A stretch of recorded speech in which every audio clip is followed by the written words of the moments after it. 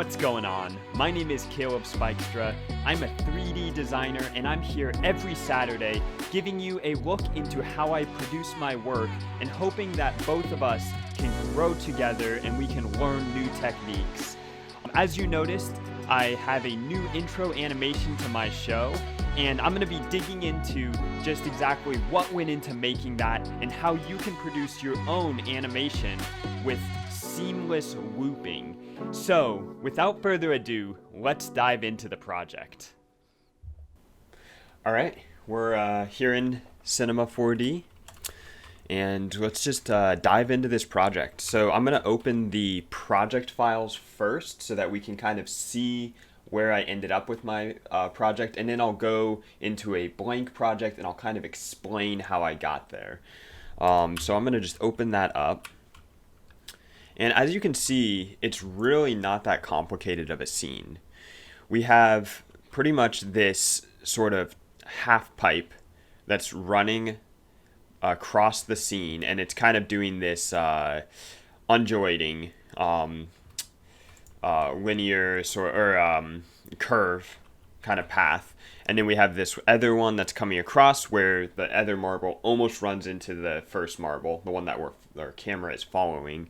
And then we just have these two gates. And as you notice, I put the gates at the beginning of the animation, but they're also here at the end. And the reason I'm doing that is just so that we can get this seamless loop. So as the camera comes back to the end of the animation, it should line up exactly with the first frame of our animation. That way you can kind of get the feeling of having an infinite animation. It will feel like it's never ending. So I'm just going to go into my camera, and I'm going to hit play here, go to the beginning. And this is pretty much all that's happening. It's going around, right past that marble, through the gates, and right there we have this scene switch where it goes back to the beginning. And then I also have these plants in here, which I have hidden just to make it easier to see what's going on. But I pretty much just have these high definition models, and I actually did not model these myself. I actually got all of these on Sketchfab, and I'll actually link in the description where I found these models and give credit to the artist who created them. But they're all created using photogrammetry, which I'm hoping to do a video on photogrammetry in the future. I've actually worked in photogrammetry quite a bit, and I really love what you can produce with it. You can produce some really cool photorealistic scenes with your photogrammetry. So we'll probably talk about that at some point. But for now, just for this scene, I had taken someone else's assets that they had actually provided for free on Sketchfab.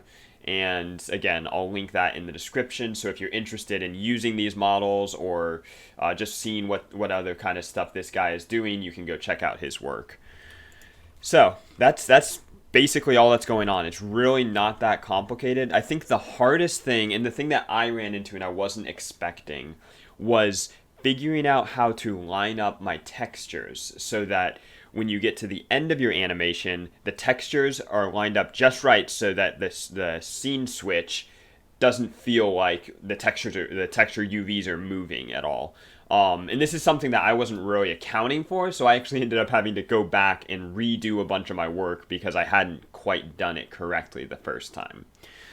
Another way, too, that you can actually kind of get around not having to worry about the textures matching up is just covering up whatever your floor is with a model that you can repeat. That way you're not worrying about what the floor texture is, how the floor texture is repeating. So let's go into an empty project, and I'm going to kind of just start from scratch. I'm probably not going to model out and everything, the whole scene, just because that's going to take a while. But I'm going to kind of show you how I came at this and kind of the process I used. There's definitely a lot of different ways to get the same results that I ended up with, but this is personally how I kind of figured out how to do it. So for our floor, I'm just going to start with a cube, and this is kind of just going to be our starting area. I try to stay with very even numbers, because the more even the numbers are, the more like the less work you're gonna have to do later on with calculating exactly how to line things up. So I would definitely recommend staying with some nice, clean, easy numbers. And then I am going to create a formula, and this is how I got that carved out path, that like half pipe kind of thing, using a formula for the path. I don't need this to be quite that thick, so I'm going to bring the thickness down, and I'm going to generally line it up right around here. Looks good. Okay. And then let's I'm going to scale it up in all sides. And this is actually a big thing. So if I want my entire animation space, the floor, to be a pretty just wide floor, so I can kind of follow it with the camera, then I would do this. This is what I would do, so I get that entire floor space. But this is actually where I figured out you can't do this. If you want to get a repeating texture, it's at least going to be a lot harder. But if you use just a cube, or a equal proportions on the y and x axis, and then you clone this cube, and you want to make sure that in the object tab this is a linear clone, and we're just going to do 2 clones. Make sure that it's cloning in the x axis, and because we're using an even number of 200, I know that in order to basically get this to line up, actually I changed my number, so I did exactly what I said not to do. Let's go with 600 here, and I'll make this 600 as well. And that way I know I just need to move it 600 in the x direction to line those up just right. Yeah, so our lines are getting us that they're back to back. And because I'm doing this, it's actually going to work really well with doing the textures, because they're going to repeat exactly the same on the end part of our floor as they do on the beginning part of the floor. So this is actually a key thing in getting that repeating tiling.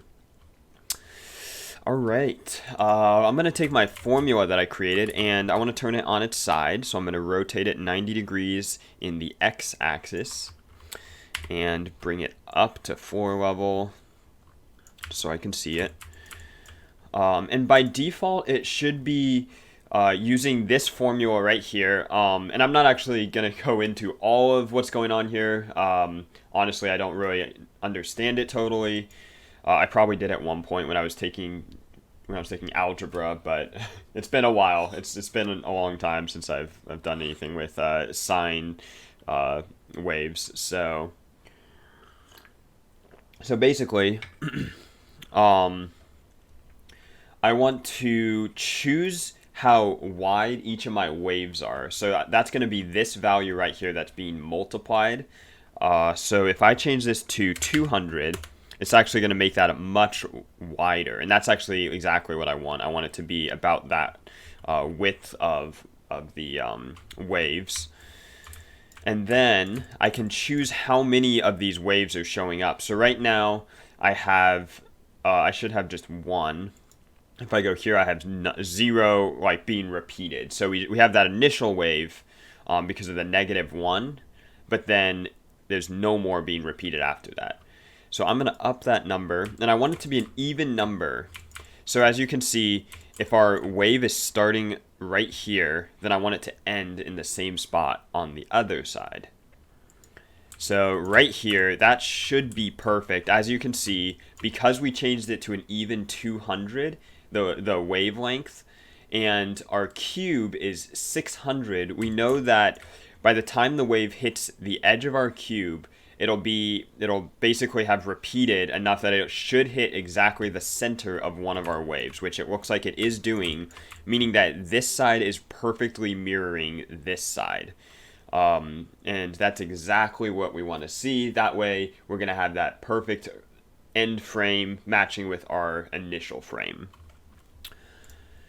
So now that I've got that where I want it, I'm not going to current state this because I'm going to definitely want this formula so I can edit it and sort of make changes to it and use it actually as my path to run the ball along the that marble. And let's bring this. Let's see. I can't tell if that's doing anything. Okay.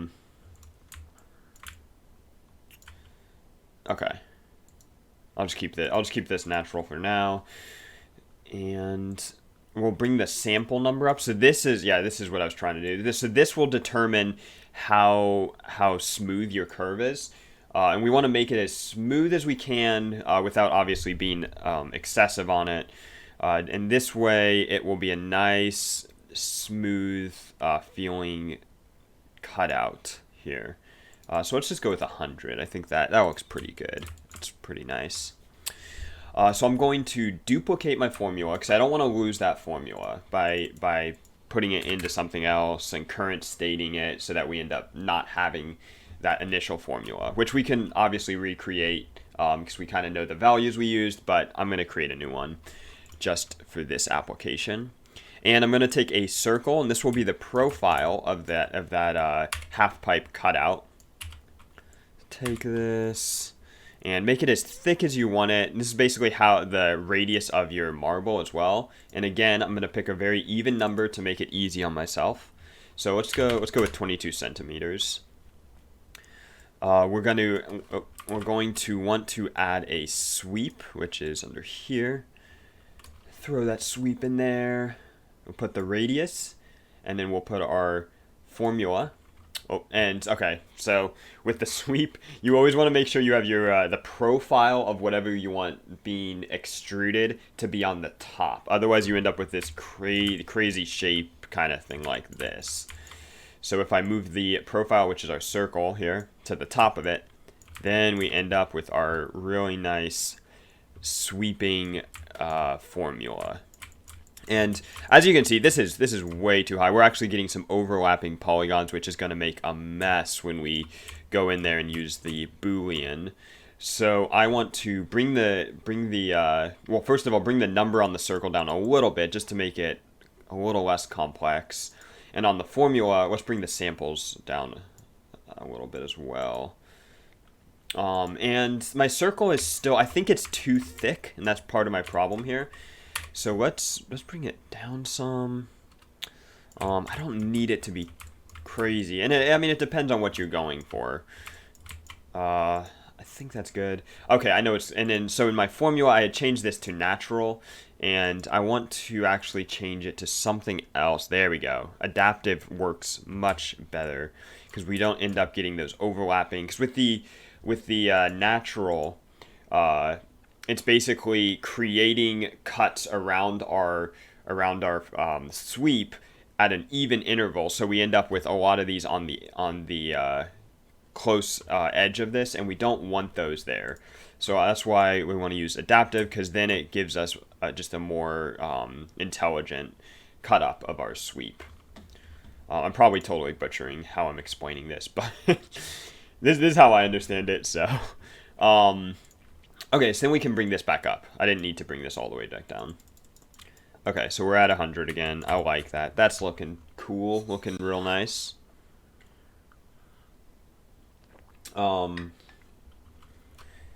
Yeah, that's where we want that. So next, we're going to create a Boolean, and with the Boolean, we'll be able to cut this geometry out of the cubes. And because we have two separate cubes here, we're gonna have to do it twice. And I need to start naming my stuff. Like, I've been pretty lazy about that, and that's, like I've said in my past videos, that's super important to make sure your naming is really clear so that when you ever come back into your project, you'll know exactly where to find things.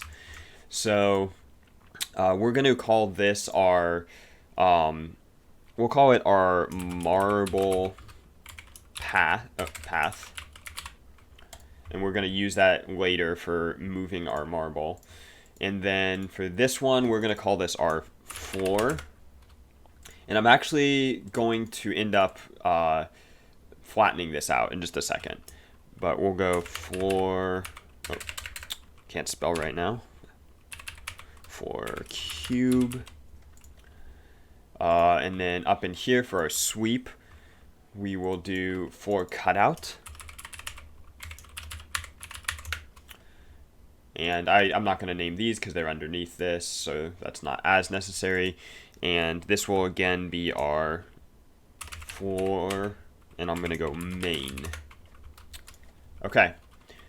So let's current state this, and I have my current state object right up here, but if you don't have it bookmarked somewhere, you can just hit Shift C, and you can search for current state to object, and you can just hit that, and that will take our cloner and basically flatten it out, so we still have those cubes.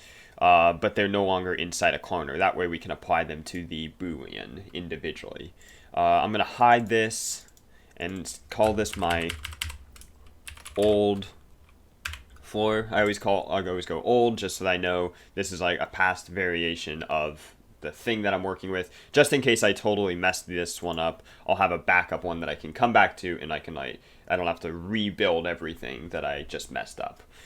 And let's actually save our project now. It's always good to save as much as possible. So I'm just going to call this test satisfy. Let's go with that. Cool.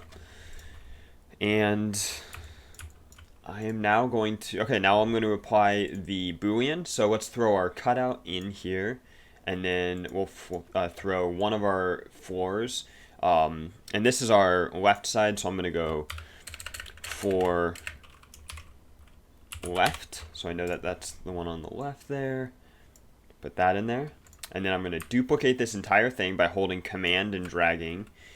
Delete our left floor. And let's take our floor right and put that inside this Boolean.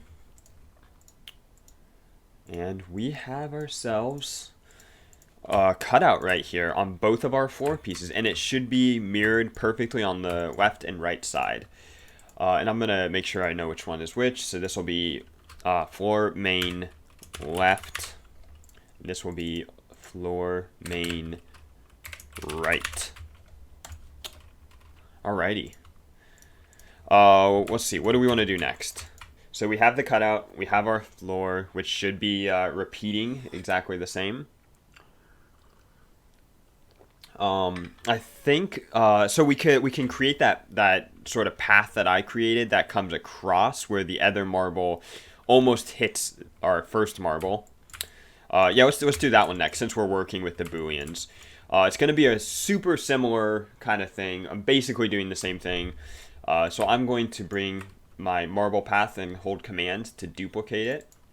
And this one I'm going to call marble path. We'll just go marble path 2.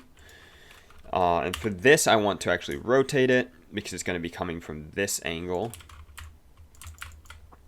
Move it over. And I want to line it up right in the middle. It doesn't matter quite as much for this one, but I want it to be pretty close. I can actually snap to a corner. There we go. We'll snap right there. I was just by clicking the magnet icon over here, and then I'm going to take that off. So now it should be exactly in the middle of the two. And again, this is not as important just because if our starting camera can't see this, if it's a little bit off, it's not going to matter because this doesn't necessarily need to be repeating. But I do want to make sure it's not seen in the initial camera or the initial frame or the final frame. Otherwise, you'll definitely notice that it's not the same. Okay, and we don't need that many waves on our spline, so let's bring the number down.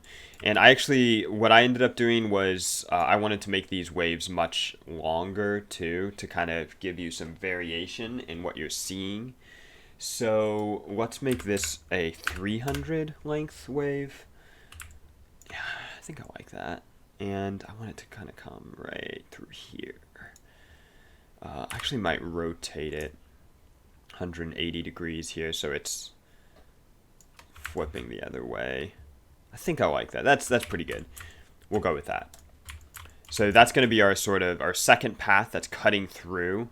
And we're again going to do a very similar process where I'm going to create the profile, and I actually want it to be exactly the same thickness as our other path.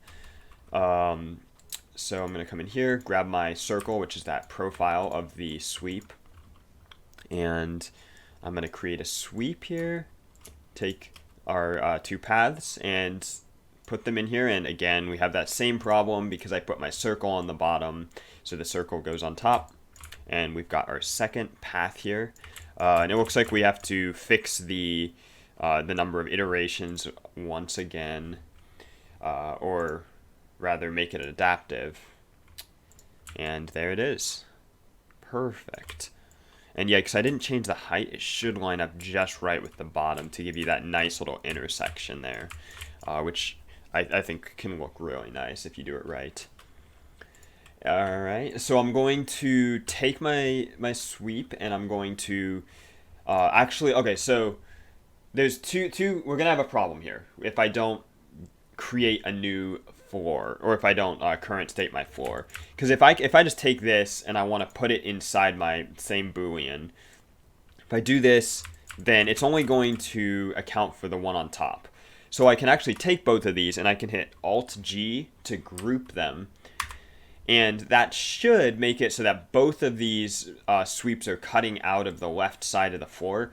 But as you can see, it creates some weird issues, and that happens when you have multiple Boolean objects inside here overlapping. Because our two paths are overlapping here, it ends up just creating weird issues with the Boolean, and it just doesn't work. So what we actually have to do is we have to take our Booleans here. What's going on? Oh, I took the wrong sweep out. There we go. And we're actually going to have to current state these. So I'm going to select both of them, and I'm going to hit my current state or search for current state. And let's hide our old ones so that we remember that we have these just in case we mess up.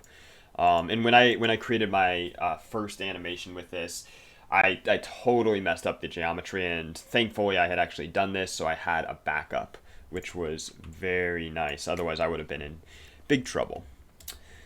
And I'm going to put old. I like to do that so I can just remember and I don't accidentally use an old version. Okay, so and now since we did that, I'm actually going to have the floor and the cutout as separate pieces. So what I do is I use the select children, or you can just select them manually, but I'll hit the select children, which I have pinned up here. But once again, you can hit Shift C and search for select children, and that'll select everything inside that current state Boolean.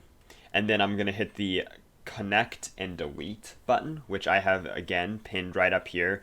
These are all very commands that I use a lot, so I keep them just pinned right up here. It helps me sort of do my process faster. But you can hit Shift C and connect, and oh, spelled that wrong, didn't I? Let's see. What am I doing? Did I name it, or did I call it the wrong? Oh, connect objects. It's connect objects and delete. So, okay. So if I do that, then it will basically take those different objects and combine them into one object and delete the old ones. So as you can see, now we have this connected and deleted, and it's all one piece of geometry. And then it creates all these crazy selection tags. I just delete them. They're not necessary. They just kind of get annoying. They get in the way. So I'm going to do the same thing with the other side. I'm going to select the children and connect object and delete. And take these, delete the tags. So now I have my right and my left again. And I still have my Booleans. They're still there, but I've got these that I can work with. Let's save up right now. So I'm going to hit Command S to save my project. And let's create two more Booleans. So I'm going to put my sweep in there. I'm going to put my floor in there. And that's for our left side, and as you can see, it actually worked, and we have that cut out. That's looking pretty good. With both of those paths, it actually kind of cuts in at the corner there. I didn't even notice that. I'm going to duplicate by holding Command, duplicate that Boolean, and we'll put our right side in this time, delete the left side from that one.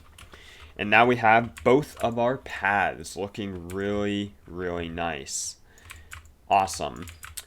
And again, like you can do as much with this as you want. We could do this again, add another path over here, maybe add some other, we could have like all sorts of paths with marbles running by, do some really cool stuff with this. So yeah, you don't have to stop here. You can go as far as you want. Alrighty. Now that we have our Boolean set up, let's create the paths for our marbles. And we can throw the marbles in there and kind of get that going. I'm going to open that Boolean. And let's see. Okay, so this, actually, let's do our first one. So we still have it up here, the marble path. So I'm going to create a sphere. And in order to make this fit perfectly in our little trench, or whatever you want to call this, the half pipe, I need to make sure that the radius of my sphere is exactly the same as the radius of the pipe. To do that, I can actually go in to, which one is it? Into either one of these and find our floor cutout. Click on that circle, which is the profile, and copy the radius value. So double click on that and hit Command C to copy it. Go into your sphere, and in the radius under the object tab, I can paste that value, and it should make it exactly the same radius as the half pipe. And then I need to make sure it has the right amount of segments too, so that it's not clipping as bad. And I can kind of, I can do this as close as I want. I might go higher just to get a nice sphere shape here. And honestly, we might want to go higher with the pipe so that this is a smoother round section. But we should have done that earlier because at this point we've current stated it. So I'm not going to worry about that for now. But we could go back in there and just make that a little smoother if we wanted to with the geometry by taking our circle, adding more to the number here, and that's going to make more edges to make it just a smoother pipe, and then we can current state that again. So now that we have that, how do we get it to follow? Well, we could animate it by hand, where we take it, we could add a keyframe for the position, and then we could move it, add another keyframe, move it, add another keyframe. But the problem with that, obviously, is that's going to take forever, and it's going to be so hard to line it up just right and make sure it's moving smoothly along that path and not kind of jumping from one point to the next. It's gonna be a nightmare, honestly. But so what I use, and I love this tool. I think it's comes in handy a lot. I use it quite a bit. Is I'm going to use the if you right click on your, or I guess you want to right click on the object, and you're going to go to animation tags, and you want to do align to spline right here. And if you add that tag, you can actually put a spline path in here, and it will align your sphere or whatever object you have the tag attached to the spline, and then you can choose what position along that spline it's at. So I'm going to take my marble path and I'm going to drop it right in here. So now it'll align to the front of that.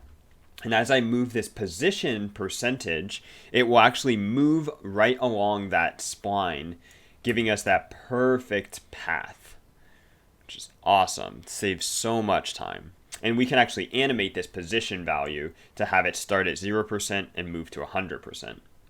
Now, there's one more problem, and this is something that I discovered as I was creating this. I realized there was something else I really needed to do. This is actually not going to work for our purpose, so I'm going to delete this, and I'll explain why it won't work. So it really depends on what material you put on your sphere. If you just have a solid material, then it probably won't matter, because what we're going to want to do is we actually want our sphere to rotate as it's moving along that spline. And if we have this in here and I try and rotate it, it's going to align with it's actually going to align with that spline. So I won't be able to rotate along the same direction that it's moving. Because see, as it comes around a corner, now it'll be rotating sideways. We can use tangential. I don't know if I'm saying that right. And that should line it up with our spline, so it's always going forward on the spline. But then we end up with the issue of you can't rotate, because the tangential checkbox makes sure that it's always pointing forward on your spline, but removes the ability to rotate that because it has to be pointing forward all the time. So in order to get around this, I'm going to delete this align to spline tag. I'm going to create a null object and center it to my sphere. So I'm going to parent it to the sphere so it's underneath there. I'm going to come into the coordinates and I'm going to just zero it out. So it's exactly in the center of our sphere. And then I'm going to pull it back out and drop the sphere inside of that null. And this is going to be our sphere, yeah, that was right, sphere movement. I'm sorry, my spelling is atrocious. Meant. Okay. Wow, that's embarrassing. Okay, and our sphere is all wrong here too. There it is. I can spell. I know how to smell. Okay. How to smell. Spell. Alright, now that we've got this going, I am going to put my, let's see, my align to spline tag on top of the null object. And now, as I animate this, it's going to move. I have to actually, okay, so I need to add the spline to the path here, the marble path. There we go, okay. Now, as I move this, it'll move along there. I can make this tangential, so it will always be pointing forward. And if I animate the rotation here, it will always be pointing forward on the spline, and I can rotate it just by rotating the X value rotation. And that's how you get that marble lined up just right. So let's actually start adding some keyframes here. I'm going to take the align to spline here, and I'm going to start at 0%. And then at the end of my animation, I'm going to go to 100% and put it in there. So now it'll be moving along that. And then I'm going to come into my sphere object, and I want my rotation to start at 0 in the H. And then I'm going to come to the end, and I can choose what I want it to rotate. Oh, that's not the right value. We don't want it on the H. Let's see. I want it, yeah, right here, P, on the pitch. So the pitch will start at 0, and then this is I kind of had to eyeball this. So we want it to be an even number. So basically, I want it to rotate so that it lines up with the top. It lines up with 0 degrees again. So we want to do it in values of 360 degrees. So if I go 720 degrees, that should do 2 full rotations of the marble, which I don't think that's going to be enough, but let's just see what it looks like. Okay, so one problem is it's rotating the wrong direction. So this needs to be, on the end here, it needs to be minus 720. And another problem is it's actually, so if we right click on the sphere and I go to show F curves, you can see that we're getting this smoothing of the animation in and out. So this is determining how quickly it's rotating, and it's starting off rotating slowly and it's speeding up and then slowing down again at the end. And obviously we do not want that. That's a problem. just purely because we want it to be basically rotating at the same speed the entire time because the marble is not speeding up or slowing down in our animation. So I'm going to make this a linear interpolation between the 2 points, so it will just go directly from one to the next. And now it looks like it's doing what we want, but it's not rotating nearly fast enough. It's kind of just sliding along that path. So what I'm going to do here is I'm going to up this value, and let's go ×2. Oh, that did not work the way I wanted it to. I believe you can do this. Let's see. ×2. There we go. Okay, so then ×2. So now we just doubled it. And that's looking a lot closer. Let me see where. It's moving pretty fast still. Let's go ×2 one more time. Let's see how this looks. Yeah, see, that's looking pretty good. And right now our animation is moving pretty fast, and it's because we're only using 90 frames here, so it's got to get from there to there in 90 frames. So we can slow that down or make that any speed we want. Another issue I am seeing is inside of our line to spline animation. It looks like we're getting a smoothing as well with the interpolation. So I'm going to come back in here, make sure that's linear so that it's just going smooth the whole time. All right, and yeah, I'm going to be right back. But once I come back, we can sort of finish this animation up, and we can start adding in some objects, and then I'll explain how I did the texturing, making sure that the texturing is working seamlessly. So I will be right back.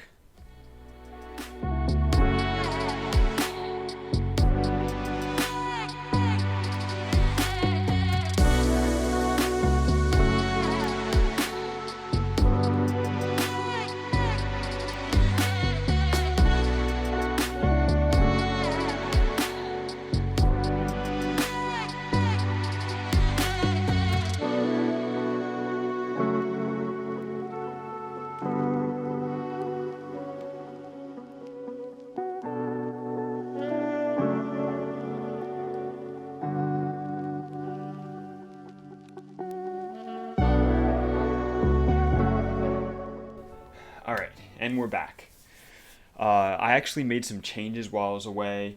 I wanted to add a few more curves to our path here, just because as I was trying to set up a camera, I was noticing that it was actually not going to work super well because we weren't going to have enough of these curves on our formula to create a really nice seamless animation. So by I just added one extra curve here on the end and one more on that side so that we can kind of get a much easier loop just because it'll be a little longer and we don't have to bring our camera in so close to avoid any clipping. So you can see here I basically just recreated what we had, and I took the formula, the marble path, and I added, or I guess it was in here, and I added one extra, let's see, okay, here we are. I added one extra sort of curve here on the end and one more on the back side here. So it made it just a little longer for us. So the next thing is going to be adding a camera to our scene, and we want the camera to follow the movement of the marble. So let's set up this camera, and I'm going to actually just center this on the scene, zero everything out, zero out the rotation. And when I created my scene, I actually wanted the camera to have a little bit of a tilt, so I went for about a 70-degree, maybe even 60-degree tilt. And I'm going to bring it up, sort of center it on that path there, get it generally in the right spot. Inside the camera settings, I'm going to change it from classic to a normal lens just to make it a little tighter. And zoom out a little more. I'm going to go inside my camera so I can see what I'm working with here. And I basically am going to want this path to line up on both sides. So to make it easy on myself, I'm going to sort of come right in the middle here. So we have this dip on this side, and then it dips down right in the middle of our frame. Another thing that can help is going into the composition tab of your camera settings and setting up a grid. And inside the grid settings, I'm going to go to 4 cells. That way I can see exactly where the center of my camera is, and it will make it a lot easier to sort of line things up here. So I'm going to come right there. That seems really close to centered, and a lot of this is just going to be eyeballing it. We could potentially do some calculations, but I think it's easier just to kind of eyeball it and get it set up so that it will loop pretty close to perfect. I'm going to set a keyframe in the X right at the beginning of my animation and come all the way to the end. Oh, that's not what I wanted. All right, let's try it. Come back in here. Set that X. Go to the end. And let's bring that value up. And again, on this side, we want to line it up just in the center right there so that that dip comes right in the middle. And a good way to test to see if your frame from the beginning to the end are going to loop well is by hitting this go to start button, which will bring us back to the first frame, and then this one will take us to the last frame, so we can see if those are matching up. And as you can see, they're a little off. It looks like I want to come slightly over actually here, and that's looking pretty good. It's not quite there, but it's just about good enough that I don't think you'll be able to notice much of that movement. I might bring this side over slightly. And I can hit play and sort of watch how it loops. Another thing that we're running into is our camera is easing in and out, and that's just by default. The interpolation is going to be on easing. So I'm going to right click on my camera, go to show the F curves, and inside here I can Command A to select all points, and I'm going to go to a linear interpolation. That way our camera won't feel like it's easing in and out from the beginning to the end. And as you can see, that helps a ton with the looping. It makes it not quite as obvious what's going on. And right here, it looks like we've got a good loop going. The only thing that I want to change with the animation is the way that our marble is going off the screen and back in. It actually doesn't look bad, but it's not really the look that I'm going for with this. So as I select the marble, back at the beginning of our frame, I want this marble, actually we want to select the align to spline tag, and I want it to actually start right at the top of this curve, so at 7% position. And at the end, I'm going to want it to also finish there at the top. So it's going to actually be finishing all the way over here at 64%. And now it will never feel like it's going off the frame and coming back in. It feels very seamless now. And I'm noticing it's actually going off the back of our frame. It really depends on how we want this to look. Maybe we want this to be more centered on our frame as it's moving. So we can actually go into here and change that initial position to right in the center. We could go to 21 degrees and come to the end, and it will finish more like closer to 78. And we'll see how that looks. Oh, that's perfect. Beautiful. Beautiful looping. So look at that. We've already got our looping animation, and it's this infinite loop where it's just kind of moving that whole way. Another thing that I think really makes a good looping sort of satisfying video is having these elements that come really close to colliding but not quite colliding. It kind of gives you that feeling of like you want to see it collide, but you also like don't want to see it collide a little bit. It's kind of interesting. It's cool how it affects our brains. So we're going to do similar to what we did here with our sphere movement. I'm going to duplicate that by holding Command and dragging it. And I'm going to actually switch out our path here, our marble path, and switch it for number 2.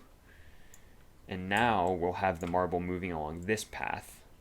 And I'm going to have to change these keyframes. So I want it to start off frame. So we're going to start somewhere down here, maybe 11. And I don't want it to start coming in until the camera is over here. So right about here is when I want to see it start to move into frame. And we can even come in a little closer here. And then as this is coming, I want it to be a really close call. Like it almost hits it, but doesn't quite hit it. And right about here is where I want it to finish its animation. And again, we don't need it to move that far. So it can finish somewhere up here. As long as you just can't see it anymore, that's perfect. So, okay, so this is how close we are right now. The way we can get this closer is by kind of bringing these frames in. Or I guess we want to move this side in a little bit. Maybe move this side out some. And we're getting closer. I can also come into my show F curves. And it looks like we do have a linear interpolation, which is good. That's what we want. That's getting pretty close. Maybe I'm going to bring it back some. Ooh, okay. And we don't want it to quite hit. Even though you might not be able to tell, our brains do actually a really good job of being able to, even if it's behind something, you will kind of get this feeling of it's not quite right, like it should be hitting it, but it isn't. So we definitely want to make sure it's not actually running into the other ball. And it looks like we're getting a little bit of clipping here. So if I bring that back one, that's pretty close. That's perfect. That's what we want. We want that really close to hitting. Look. Oh, just right by it. The other thing too is, as you notice, this marble is rotating much too fast for the speed that it's going, and that's because it's using that same rotation, just not moving quite as far. And that's this guy here. So we're gonna go, let's go sphere 2 movement. And I don't need this, so I'm gonna actually divide this by 2.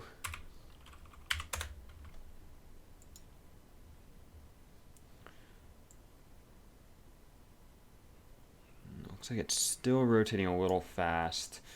This one actually doesn't need to be moving by a fraction of 360 degrees because it's going off frame. So we don't need to see it the whole time. So I have a lot of liberty with how this rotates. So I can actually, let's see. Looks like I'm animating the wrong. Oh, I'm animating the wrong one. Let's come back in here and fix what I just did here. Multiply this back by 2. So this is still getting that same animation. This is the one that I want. Okay, I named these wrong. That's why, once again, remember to name your stuff.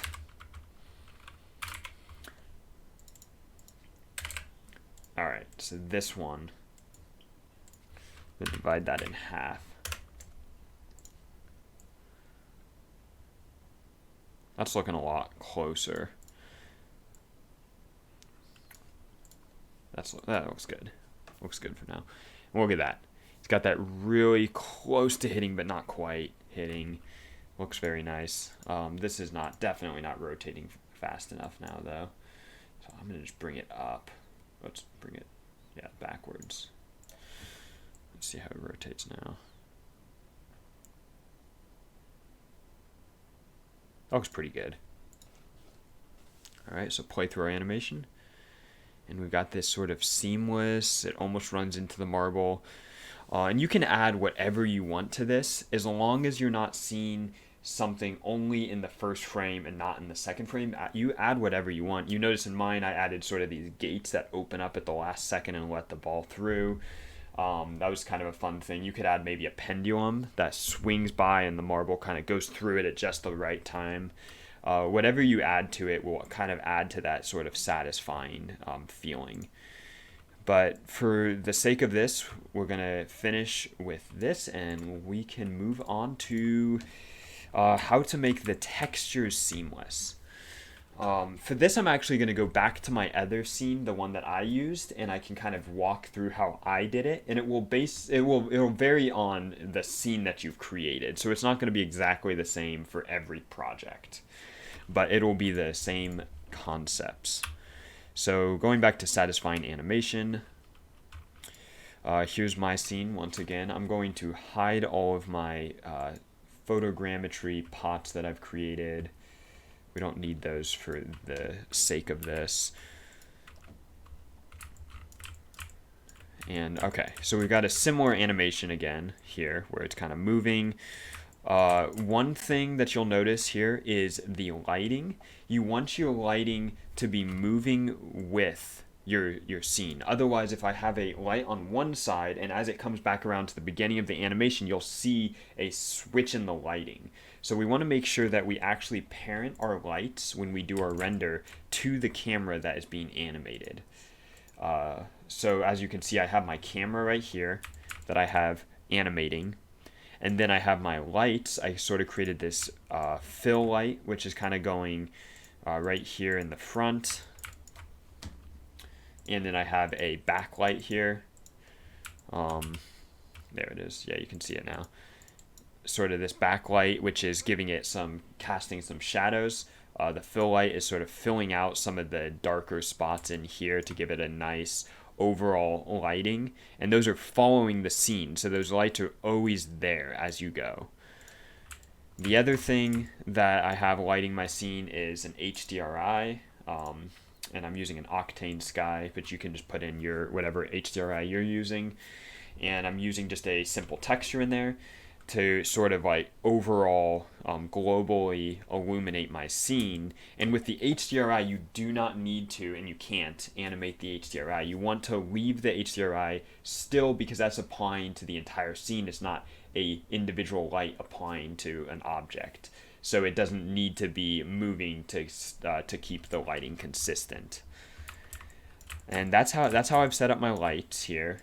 I mean, you can go into here and just you can see that my fill is kind of not very strong. I brought it down to make it a little more a more red sort of coloring, more of like a room temperature.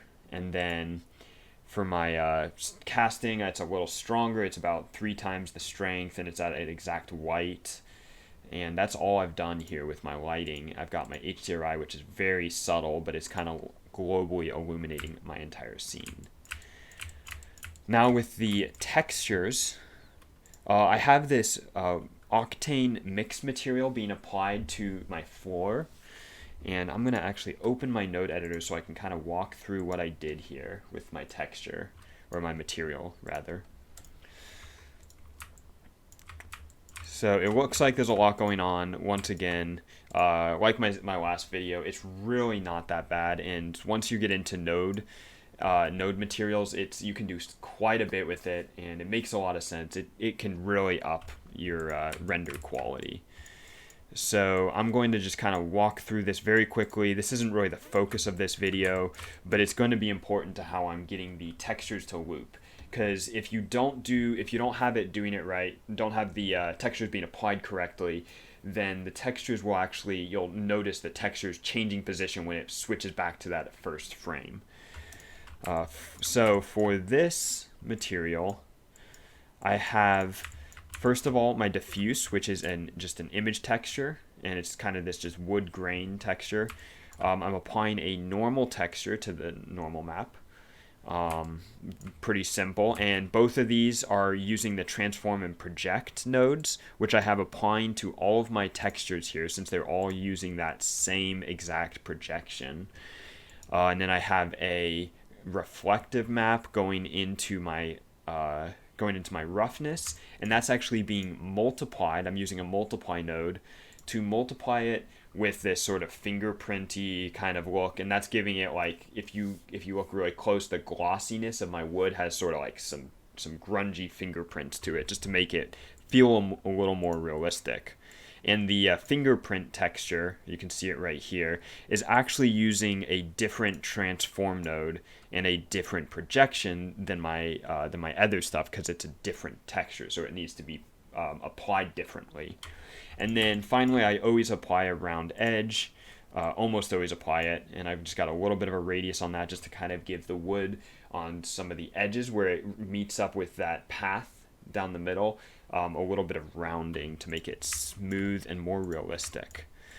So inside my projection, I'm using just a box projection, and I'm transforming it times 2. And that's just to get it the right scale that I want, and the box projection is just the best way to apply your textures to a flat object. So all of that is being applied to just my wood here, and then I have my wood being applied to a mixed material, being mixed with this sort of underwood material I created, which is all it is a dark diffuse brown. And what that's doing is I'm taking a dirt map that is kind of creating some sort of scratches right along the edges of my wood, and you see this sort of darker wood that's like popping up underneath the nice reflective wood. And the way the dirt map is being applied, I just have it being applied using a couple fingerprint texture and then a scratch, sort of these like light scratches, and these two textures are being multiplied and pushed into my dirt map. And the dirt map determines where these sort of the mix comes in, where the first texture pops up underneath the second texture. And the way I have it applied is it's only applying to the sort of edges of the wood, so it's sort of a little scratched on the edges of the wood. And that's how my wood material is working. So back in my scene, I have the wood being applied to just these bases here, the ground left and ground right. And inside here, it's just using cubic. And what I had to do in order to line these up, and I'm sure there's a better way to do this. If you know a better way to do this, I'd love to hear how you did it. But I have my right side and my left side both being mapped exactly the same. They're both using cubic, and they're both using 100% by 100% on the projection. But I had to offset the second one and kind of line up those textures. And this is why when we started our scene, if I go back to our test scene here, why we split it into 2 separate cubes so that we could separately project our wood texture onto each of these cubes, and we can sort of adjust it so that they match up and that they're seamless between the two. So in here, I sort of ended up just eyeballing it, and on my right side here, on my left side, I sort of eyeballed it, moving the texture offset around until I ended up with -14 and -2%, and that ended up lining up that wood texture so it's exactly the same from the first to the last frame of my video. And then I kind of just did the same thing with my path. I took the polygons here and I actually selected inside here. So we end up having our stone texture on the inside of the path here. And the stone texture is, again, using a similar layout from the wood. And I can kind of show you what I did and talk about it real quick. It's doing a similar thing. I've got the normal map being applied to the normal. I have 2 textures that are... There we go. 2 textures that are being multiplied, a fingerprint texture and a concrete roughness texture that are being applied into my roughness. I've got my round edge once again. And inside here, I'm mixing this sort of marble type texture with my concrete texture, and that's going into the diffuse, creating that sort of concrete, marbly type material that I've got here. So that's how I've got this material laid out. And then I've got a couple others, just very simple materials that I'm using for my gates that I have created. And for my marble, I have also a pretty simple material. All that I have going on here is I'm using a metallic material type. And in the metallic material type, I have this texture, which is sort of just like very slight scratches being applied to the specular. And then I have a few textures, this fingerprint texture again. I love the fingerprint sort of surface texture. I use it in most of my things. It just kind of adds that extra level of realism to your render. And that's being multiplied with another scratch type texture, and that's being driven into the roughness, giving me sort of that not perfect mirror marble type look that I think looks really nice. That's how my materials are being laid out. That's what I'm doing with my lighting. The way that I got these to line up the textures on the floor just by moving those UVs around until they matched up. And the last thing that we have here is the objects that I've placed in my scene. So like I said at the beginning of my video, I found these objects on Sketchfab by this really amazing artist who does a lot of photogrammetry stuff. And I was able to take some of his models that he was offering for free, and I'll again link him in the description so you can kind of look at some of the work he's done and you can maybe use some of his work in your videos. And I added them to my scene. And the only thing you have to think about when you're adding extra assets to your looping scene is you want to make sure that anything that's visible in the first frame, as we've said before, is visible in the last frame.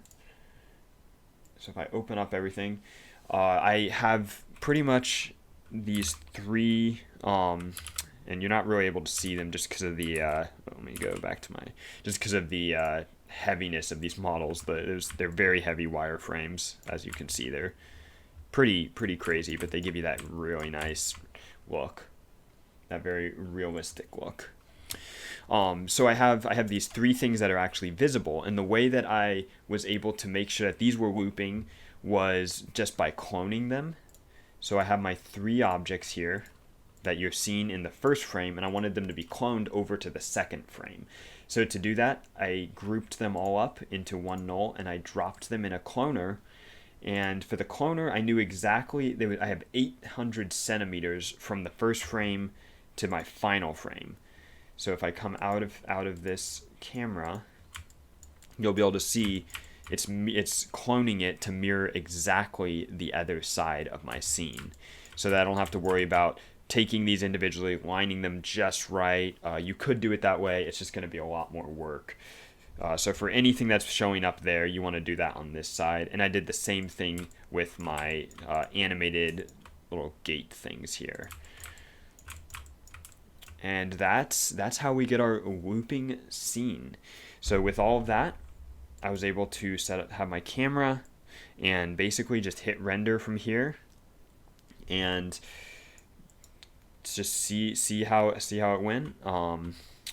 It's really important that you make sure, it's a good idea, I guess, to go into your render view and just render out the first frame and the last frame and sort of set them side by side, or maybe overlay them in Photoshop with transparency and make sure that they're lining up just right.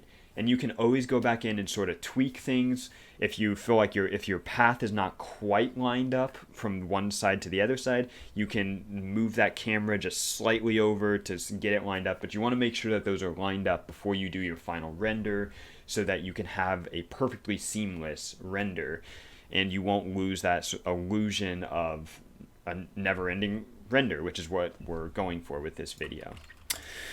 So that's everything I've got. Thank you guys so much for watching my video, and I'm going to try and be more consistent. I know I missed last week, but it was partially because I was out of town, and I've been sort of working on figuring out exactly what kind of content I want to be putting out there.